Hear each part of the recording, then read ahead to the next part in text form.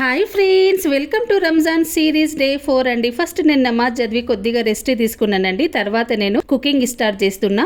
ఇక్కడ నేను చేస్తున్న చికెన్ మసాలానండి. ఫస్ట్ నేను 1/2 kg చికెన్ తీసుకున్నా. అందులో మనం బేసిక్ మసాలాలు పెట్టుకుందామండి. ఉప్పు, కారం, పసుపు, అల్లం వెల్లుల్లి పేస్ట్, కొద్దిగా నేను పెరుగు వేసిన, ఆయిల్ వేసి మంచిగా మనం మ్యారినేషన్ చేసి ఒక 10 minutes పక్కన పెట్టుకోవాలండి. ఇప్పుడు మనము మసాలా రెడీ చేసుకుందామండి. ఫస్ట్ నేను కడాయి పెట్టుకున్నా. అందులోనే మనము పల్లీలు, కొబ్బరికాయ, కాజు, బాదం, కొన్ని బేసిక్ మసాలాను మనం బిర్యానీ మసాలాలు ఎట్లా వాడతామండి అందులోనే వేసి నేను మంచిగా వేయించి కొద్దిగా చల్లగైన తర్వాత పేస్ట్ చేసుకున్నానండి. స్టవ్ మీద కడాయి పెట్టుకోవాలండి. అందులో కొంచెం నూనె వేసి మనం మసాలాలు వేసుకొని కొద్దిగా మసాలా చట్పట అయినంత వరకు ఇంకా నేను ఒకటి ఆనియన్ తీసుకున్నానండి.